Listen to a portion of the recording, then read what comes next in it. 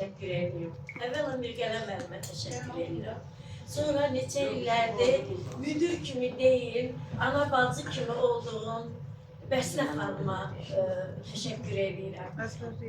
Mən onu demək istəyirəm ki, qızlar, mən öz nəvələrimə, qız nəvələrim var, biri 11-ci sinifdə oxuyur. Mən həmişə ona deyirəm, Bəslə xanımı misal çəkirəm, bir də Lalə Azərtacı. İki adamı çox sevirəm. Lalə Azərtacı ona görə sevirəm ki, geyimi ilə, keçimi ilə, davranışı ilə, insanlara münasibəti ilə. Bəslə xanımı da Lalə Azərtacla müqayisə edirəm. İnanın, bu mən bugün gedirəm.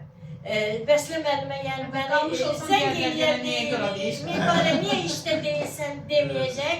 Amma daxildən gələn, həmişə dediyim, yanımda işləyən Çinay, Gülnarə, Aşa buna şahid ola bilərlər ki, mən hər bir yerdə bu iki insanın adını çəkirəm, onların tərbiyəsinə, xanımlığına, xatınlığına, bir Azərbaycan qadını kimi samballığına qibdə etmişəm.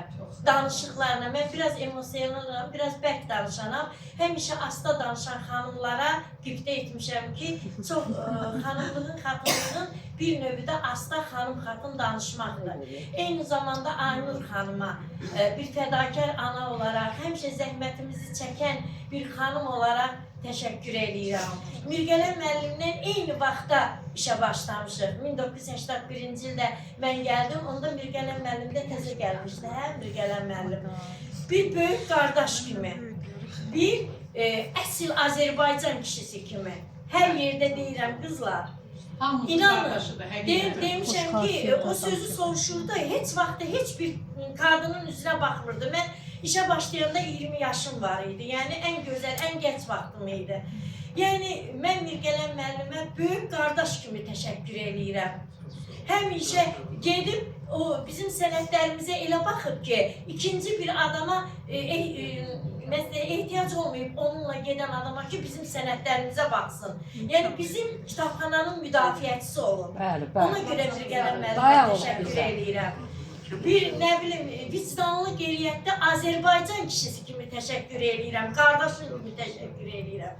Və qızlar, sizin hamınıza, Vəsilə müəllim bəzən burada danışır, mən fikirləşirəm ki, sonra gedib fikirləşirəm, deyirəm, hamını öz qəlbimdən ölçürəm. Deyirəm ki, hamımız ən birinci vicdanlı, qeyriyyətli, namuslu, insanların başına, gözünə dik baxan, heç bir, yəni bizim əks cins bizim haqqımızda nəsə deməsin, onu sevmirəm. Azərbaycan xanımı kimi o hansı xanımasa nəsə deyilirsə, onu özümə götürürəm. Çünki mən də bir Azərbaycan xanımıyam, Azərbaycan qadınıyam.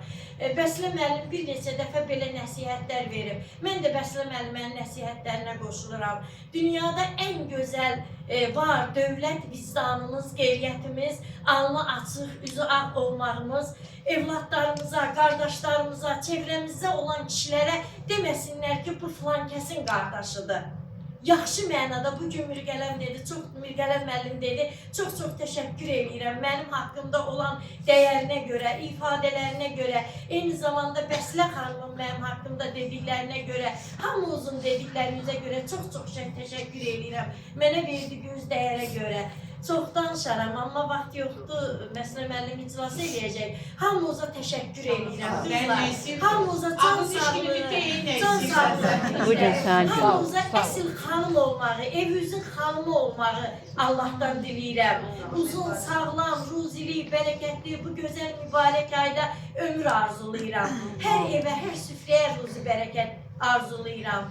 Çox sağ olun, çox-çox təşəkkür edirəm mənə verdiyiniz dəyərə görə. Bəslə xanıma, Mirgələn müəllimə, Aynur xanıma, Xalidə xanıma, əgər az da olsa bu sözlər mənə layiqdirsə, nə xoş mənə. Bir daha sağ olun.